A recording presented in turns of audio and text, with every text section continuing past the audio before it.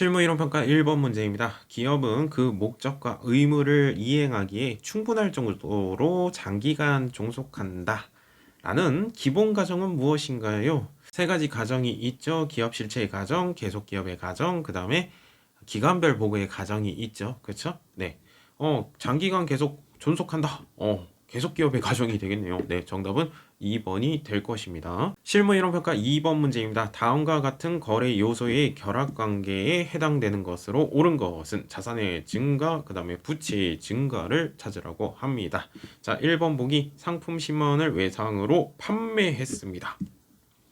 판매했으니까 수익이 발생을 하겠죠. 그렇죠? 완전히 틀린 내용이 될 것입니다. 그리고 외상으로 판매했다 단어 이름 외상 매출금이 나올 것이고요. 받을 권리이기 때문에 자산이 증가가 되겠죠. 왼쪽 차변에는 자산의 증가가 될 것이고요. 오른쪽 대변에는 수익의 발생이 되겠죠. 네, 1번은 틀렸고요. 자, 2번 보기 종업원의 급여 300만 원을 현금으로 지급하였다. 일단 현금이 빠져나가네요. 그렇죠? 자산의 감소는 오른쪽 대변이 되겠죠. 그렇죠? 부채의 증가 고르라고 했어요. 틀린 내용이 되겠습니다. 그리고 비용이 발생했죠. 회사 입장에서 비용의 발생은 왼쪽 차변에 급여라는 단어를 쓰셔야 되겠죠. 그렇죠? 자, 3번 보기 보겠습니다. 은행으로부터 1,000만 원을 1년간 차입했다고 합니다. 돈을 빌렸다. 대출 받았다. 그러니까 부채의 증가가 맞죠.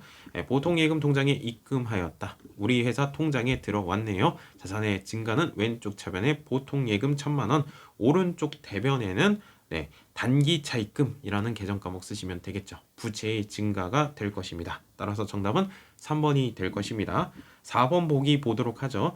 단기 차입금 500만 원과 그에 대한 이자를 현금으로 지급하였다. 여러 가지 거래들이 섞여 있는 것 같아요. 일단 현금이 빠져나갔습니다. 네, 오른쪽 대변 쓰시면 되겠죠. 자산의 감소가 일어나겠죠. 부채의 증가 고르라고 했어요. 완전히 틀린 내용이 될 것이고, 네, 이제 갚았으니까 돈 빌린 거 갚았으니까 왼쪽 차변에 단기 차입금 500만 원이 될 것이고요. 그에 대한 이자니까 이자 비용이 되겠죠. 그렇죠? 네.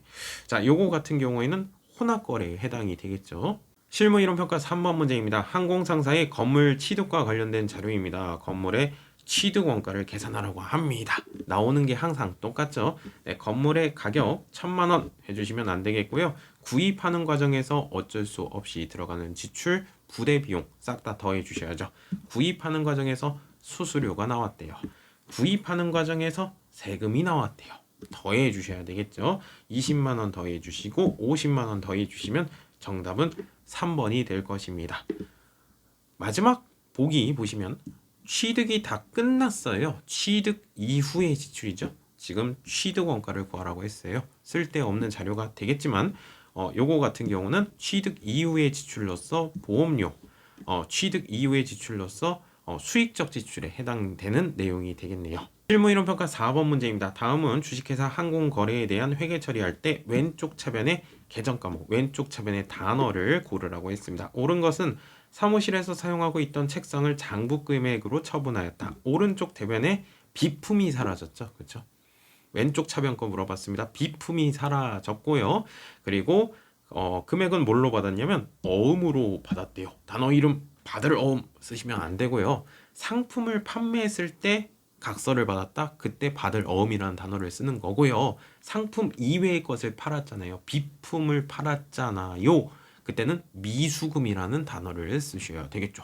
주된 영업 활동이 아니기 때문에 미수금이라는 단어를 쓰셔야 되겠고요. 네, 3번 쓰신 분들 은근히 많았습니다. 틀렸죠? 받을 어음은 언제 쓴다? 상품을 판매했을 때만 쓰는 단어가 되겠습니다. 실무이론 평가 5번 문제입니다. 주식회사 항공의 사업용 토지의 처분과 관련된 내용이다. 이 문제 봤었죠, 사실.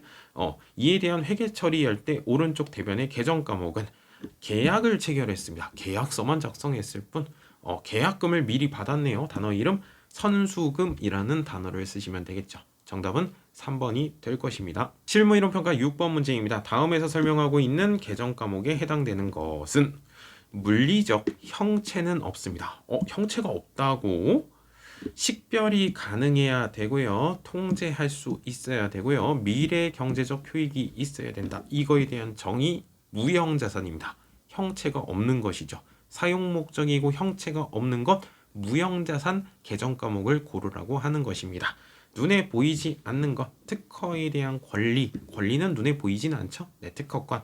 정답은 4번이 될 것이고요. 무형자산에 해당되는 계정 과목들 좀 얘기 좀 해보죠. 개발비라는 단어가 있었죠.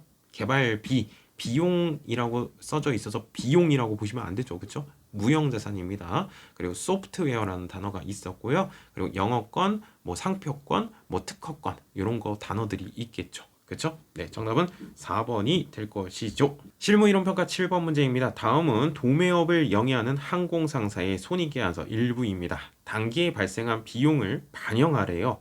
가액 금액은 얼마인가? 마진이 일단 나와 있군요. 매출 총이익 해가지고 200만 원. 매출액에서 매출 원가를 빼면 마진이 나오겠죠. 200만 원만큼 마진을 남겼고요. 그 다음에 영업하는 과정에서 반드시 들어가야 되는 지출, 판매비와 관리비를 빼주시면 영업이익이 나올 것입니다. 영업이익을 구하라는 문제가 되겠습니다. 일단 마진 200만 원에다가 영업하는 과정에서 반드시 들어가야 되는 지출 800번대 코드 번호들 빼주셔야 되겠네요. 그렇죠? 영업하는 과정에서 월급 줘야 되겠죠. 영업하는 과정에서 수도요금, 전기요금, 난방요금 내야 되겠죠. 그렇죠? 요러고 빼주시면 되겠고, 당연히 세금도 내주셔야 되겠죠. 그렇죠? 세금 안 내면 영업이 안 돼요. 그렇죠? 급여, 수도강열비, 세금가공가 또 하나 있습니다. 대손상각비. 대손상각비도 800번대 코드입니다. 감가상각비, 대손상각비 많이들 까먹으십니다. 네, 800번대가 되겠습니다. 판매비와 관리비에 속하는 계정 과목이 되겠습니다. 특히 이자 비용, 기부금, 이자, 수익 이런 것들이 있죠. 무슨 손실 그런 것들은 900번대 영업과 관련 없는 것이고요. 외환차손 같은 경우는 환율에 의해서 손해가 난 건데 영업과 관련이 없습니다. 900번대 코드에 해당되는 내용이 되겠습니다. 따라서 200만 원에서 60만 원, 5만 원, 그리고 10만 원, 8만 원을 빼주시게 되면 영업이익이 나오게 됩니다. 가는 정답은 3번 117만 원이 될 것입니다. 실무이론평가 8번 문제입니다. 다음에 오류가 단기 매출 원가와 단기 순이익에 미치는 영향은 많이 생각해야 되겠네요. 여러분들이 싫어하는 기말재고자산가액에 대해서 물어봤습니다. 기말재고자산가액을 12만 원으로 잡아놨으나 정확한 금액은 10만 원이다. 이거 어디서 본 적 있지 않아요? 그렇죠? 12만 원으로 잡아놨대요. 크게 잡아놓은 거죠. 그렇죠? 그렇게 되면은 매출 원가가 줄어들게 되겠죠. 매출 원가가 줄어들게 될 것이고요. 매출액에서 매출 원가를 빼면 마진이 나오겠죠. 그리고 맨 마지막에 단기 순이익까지. 매출 원가를 작게 잡아줬기 때문에 이익은 커지게 됩니다. 단기 순이익은 커지게 된다. 따라서 정답은 4번이 될 것입니다. 실무이론평가 9번 문제입니다. 다음에 해당되는 계정 과목을 고르라고 합니다. 판매 활동과 관리 활동에서 발생하는 비용이다. 판매비와 관리비 묻고 있는 것이죠. 프로그램 코드 번호로는 800번대를 묻고 있는 내용이 되겠습니다.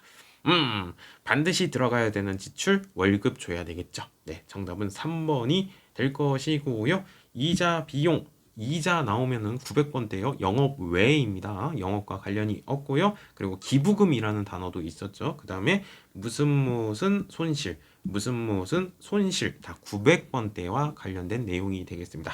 1번, 2번, 4번은 영업 외 비용이 되겠네요. 그래서 실무이론평가 10번 문제입니다. 결산정리 사항에 대해서 해당되지 않는 것은 우리 결산할 때 장부기록을 또 해줬잖아요. 발생주의 때문에 그렇죠. 발생주의에 의해서 분계 처리하지 않는 사항은 보시면 1번 미지급 이자 미지급 비용이라고 해가지고 우리 장부 기록한 적이 있을 거예요. 네. 그리고 2번 감가상각비는 연말에 하죠. 그렇죠? 한꺼번에 계산을 하죠. 그렇죠? 가치가 감소된 부분에 대해서 12월 31일 날 잡아주게 됩니다. 감가상각을 하게 되고요. 충전도 12월 31일 날 하죠. 그렇죠? 네, 대손충당금 잡아주는 것도 결산 때 하는 상황이 되겠고 4번 차입금의 상환 돈 빌린 거에 대해서 갚았대요. 그거는 결산 때 하는 건 아니잖아요. 그렇죠? 네, 중간에 돈 갚았으면 그때 장부 기록 해주기로 했잖아요. 그렇죠? 네, 결산 정리 상황은 아닙니다.